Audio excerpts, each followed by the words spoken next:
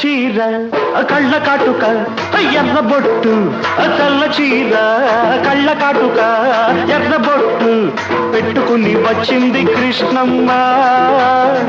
ఏదో కబురు పట్టుకొచ్చింది కృష్ణమ్మ ఆ కబురేమిటమ్మా ఈ పరుగెందుకమ్మా ఆ కబురేమిటమ్మా ఈ పరుగెందుకమ్మా